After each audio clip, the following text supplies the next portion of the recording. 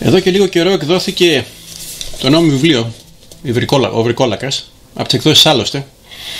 Είναι μια μελέτη, όχι ακριβώς δική μου. Έχω κάνει μια επιλογή κειμένων από σημαντικούς ερευνητές. Τα έχω μεταφράσει, έχω σχολιάσει και έχω προλογίσει σε εκτενή βαθμό αυτά τα κείμενα, τα οποία όλα έχουν και το κύριο θέμα, το βαμπυρισμό, το Βρικόλακα. Το περίφημο αυτό πλάσμα του θρύλου, της παράδοσης, των ταινιών, των μυθιστορημάτων κλπ.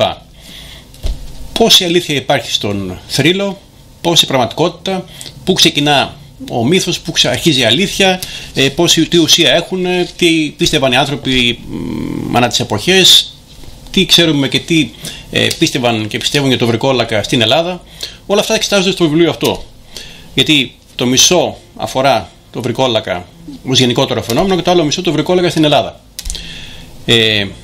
Τώρα η πίστη στην ύπαρξη του βαμπύρου του Βρικόλακα διαδόθηκε κυρίως από την κεντρική Ανατολική Ευρώπη από το 16ο αιώνα, αλλά οι ιστορίες για νεκρούς που γυρνάνε τον τάφο για να βασανίσουν τους ζωντανούς κλπ. Είναι πολύ παλιές, είναι από την αρχαιότητα δηλαδή, και οι νεκρικές τελετουργίες που είχαμε και στην Ελλάδα αλλά και σε άλλους πολιτισμούς είχαν κυρίως σκοπό όχι μόνο να βοηθήσουν τον νεκρό να κάνει το ταξίδι του στον άλλο κόσμο και να εμποδίσουν να γυρίσει στην ζωή και να βλάψει τους ζωντανούς.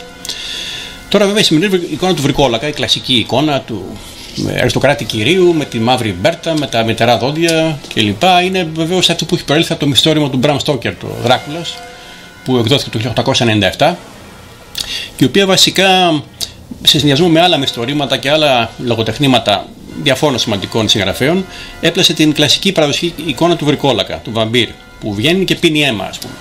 Και μπορεί με τον τρόπο αυτό να μολύνει και άλλους και να τους κάνει και αυτούς βρικόλακες και να τους έχει υποχείριά του κτλ. Η λέξη βαμπύρ είναι σύγχρονη και αυτή. Μπήκε στο αγγλικό λεξιλόγιο σχετικά πρόσφατα, το 1730.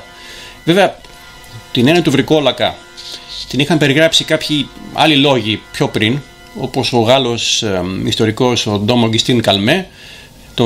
Είχε κάνει την πρώτη ουσιαστικά μελέτη για βαμπύρ το 1746, αν και μάλλον είχε προηγηθεί ο Λέων Αλάτιος, ένας χιώτης ευρυμαθής θεολόγος της εποχής, πιο πριν, το 17ο αιώνα, τον προηγούμενο, 100 χρόνια πριν, έχοντας δημοσιεύσει μια αντίστοιχη, αν και πιο μικρή μελέτη. Βεβαίως μετά και πριν το Στόκερ και μετά ακολούθησε μια πλημμυρίδα γοθικών ιστοριών με τον βαμπύρ που πίνει αίμα κτλ. Τα αντίστοιχα φιλμ μετά ακολούθησαν τον 20ο αιώνα με αποτέλεσμα να έχει πλαστεί μια εικόνα αρκετά στερεότυπη. Λίγοι γνωρίζουν ότι ο ελληνικός Βρικόλακας δεν είναι το βαμπύρ των Καρπαθίων ή ο κόμις Δράκουλας που έχει μετεράδοντα και πίνει αίμα. Το Βρικόλακας της ελληνικής παράδοσης είναι βασικά ένας νεκροζώντανος. Μπορώ να πω ότι έχει πιο πολύ ομοιότητα με τα περίφημα ζόμπι νεκροζώντανους παρά με τον παραδοσιακό κόμι Δράκουλα.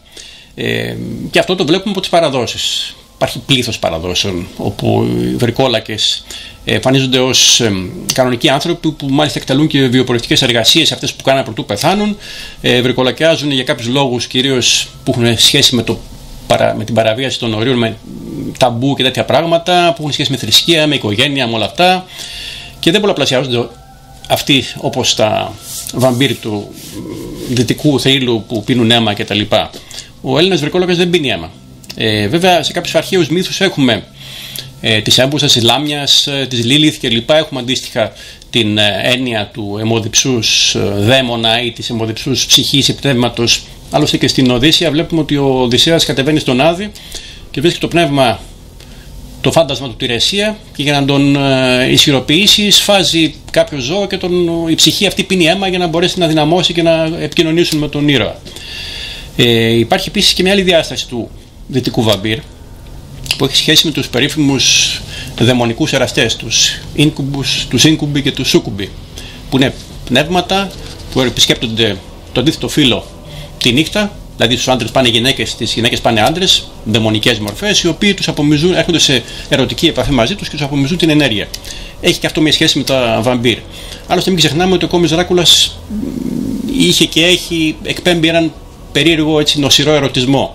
Και δεν είναι τυχαίο βέβαια ότι ο Κρίστοφερ Λί, ο ηθοποιός που ήταν ο πιο ταυτισμένος με τον κόμι Δράκουλα, ουσιαστικά είχε τη μεγαλύτερη επιτυχία στις γυναίκες και ήταν ιδιαίτερα μάλιστα έτσι ελκυστικός και υποθητός.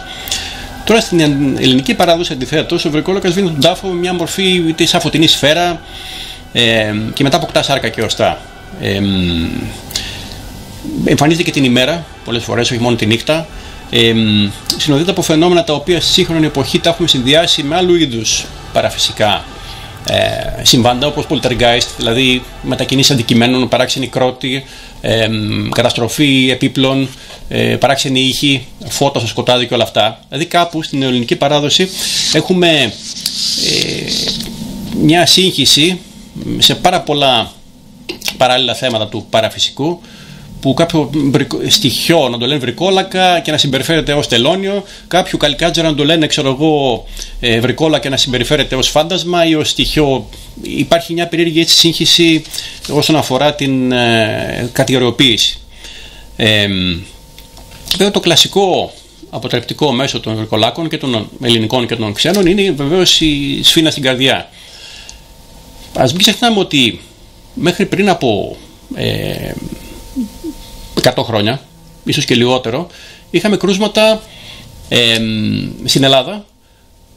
Είχαμε περιστατικά στα οποία οι νεκροί που θεωρούνταν ότι είχαν βρικολακιάσει ξεθάβονταν με παρουσία του παπά και των υπολείπων, με τελετή κανονική τελετουργία, και τους έχουν σφήνα στην καρδιά και μετά οι κομμάτιαζαν το πτώμα ή το έκαιγαν. Υπάρχουν τεκμηριωμένα περιστατικά από ξένους περιηγητές αλλά και από αντίστοιχα δημοσιεύματα σε εφημερίδες της εποχής που αναφέρουν τέτοιου είδους περιστατικά. Γίνονταν αυτά μέχρι το 1900, ίσως και λίγο πιο μετά.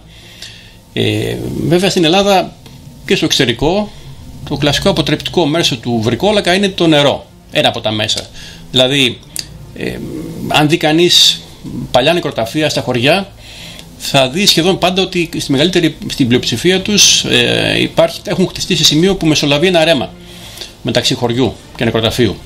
Θεωρείται ότι οι κακές επιρροές, βρικόλακες, τα πνεύματα και οτιδήποτε άλλο δεν μπορούσαν να περάσουν τρεχούμενο νερό. Το τρεχούμενο νερό έχει αυτή την αποτρεπτική ιδιότητα.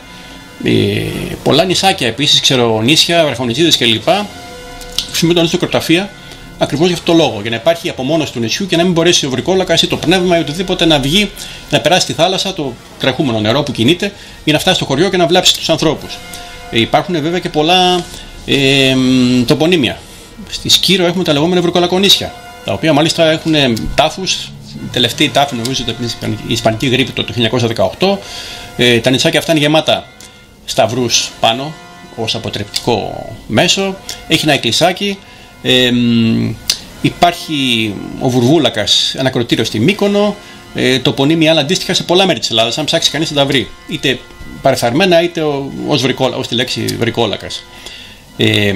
Στην Κάρπαθο επίσης υπάρχει το τοπονύμιο Χάς που προέρχεται από το Καταχανάς, και στην Κρήτη ιδίως ο Καταχανάς είναι ο κρητικός βρικόλακας. Είναι ένα ιδιαίτερο είδος πλάσματος το οποίο γυρνάει τις νύχτες, τρομοκρατεί τους ανθρώπους, κάνει διάφορες ζημιές και πολλές φορές καθιστά και έγκυες στις νεαρές γυναίκες. Και εδώ βλέπουμε τη σύνδεση που λέγαμε πριν με τους δαιμονικούς εραστές, τους Ίνκουμποι και τους Σούκουμποι.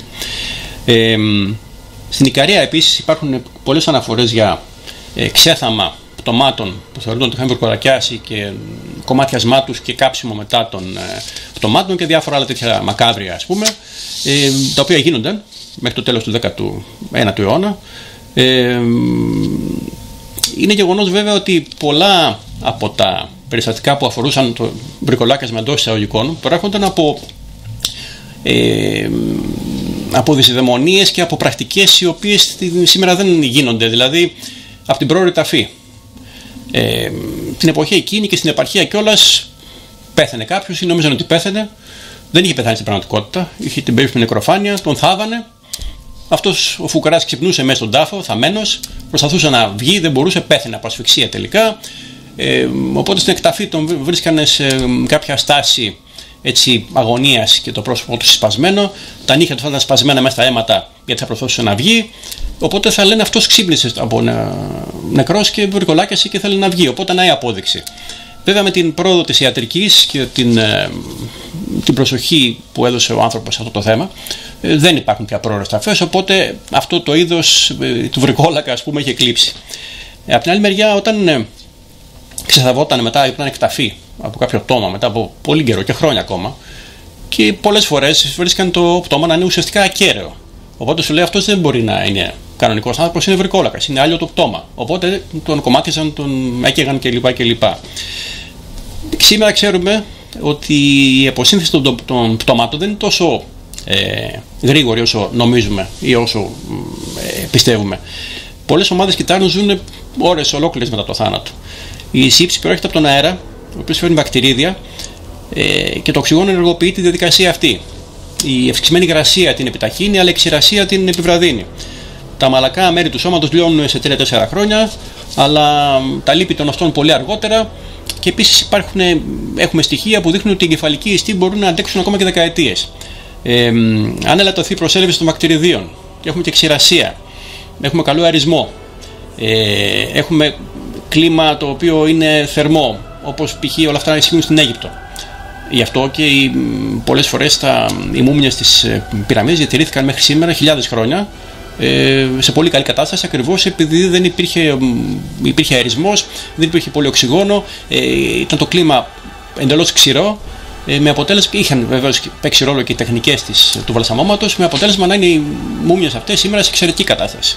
Αντίστοιχες μούμιες, επίσης καλοδιατηρημένες, έχουμε στην Νότια Αμερική, στην έρημο Ατακάμα και στην Νάσκα, όπου ακόμα και σήμερα βλέπει κανείς τις μούμιες των Ινδιάνων που έζησαν πριν από 1000 χρόνια σε πολύ καλή κατάσταση.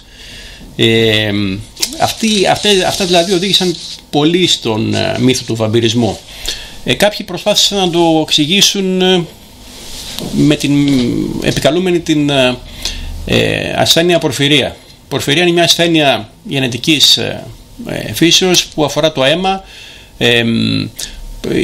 Σήμερα υπάρχουν 7 διαφορετικές μορφές πορφυρίας, διαφορετικές, είναι πολύ σπάνια ασθένεια.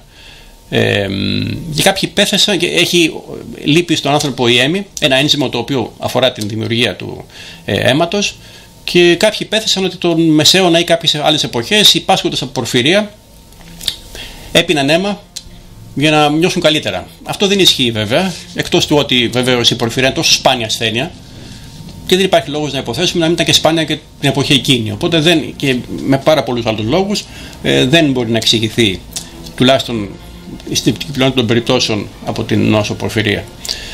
Τώρα στο βιβλίο αυτό αναφέρω μέσα πολλά περιστατικά από την Ελλάδα, από περιστατικά που είχαν αναφέρει όπως π.χ. το περίφημο με το κάψιμο του νεκρού μέσα στην εκκλησία από τον Γάλλο περιηγητή Πιτών de Χνεφόρ στη Μύκονο το 1700.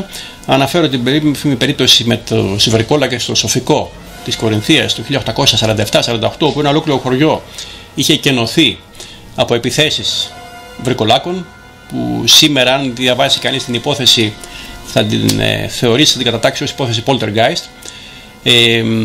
Υπόψη είναι ότι στο Σοφικό κοντά υπάρχει και η Σιδερώνα, ένα μικρό νησάκι κοντά στην παραλία του χωριού Κατακάλι, το οποίο είχαν βρει παλιά οστά, χρησιμοποιείται ως νεκροταφείο και θεωρείται ότι εκεί ήταν και αυτό βρικολακονήσι κατά κάποιο τρόπο.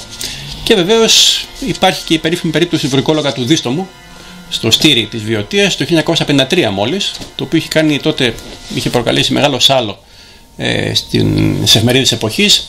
Είχε απασχολήσει μέχρι τον περίφημο Άγγελο Τανάγρα, ο οποίος βρικόλακας ουσιαστικά ήταν και εκεί μια περίπτωση, ας το πούμε poltergeist, μια περίπτωση παραψυχικών φαινομένων, μια περίπτωση στην οποία κάποια αόρατη οντότητα, κάποια αόρατη δύναμη είχε επηρεάσει τη ζωή ενός ολόκληρου χωριού, τους είχε τρομοκρατήσει. Μιλάμε φυσικά μια εποχή αρχές του 50, ήταν η Ελλάδα, τον πόλεμο μόλις είχε βγει, φτωχή, εξαθλιωμένη, δυσιδαιμονία υπήρχε. Παρ' όλα αυτά όμως ήταν από τις τελευταίες περιπτώσεις βρικολάκων που αφορούν τη χώρα μας, που πήρε τόσο μεγάλες διαστάσεις και πειράζει τόσο πολύ κόσμο. Και βεβαίως αυτές τις περιπτώσεις, όπως και πάρα πολλά άλλα στοιχεία, μπορείτε να διαβάσετε στο βιβλίο μου και μπορώ να πω η συνέχεια επί των σελίδων.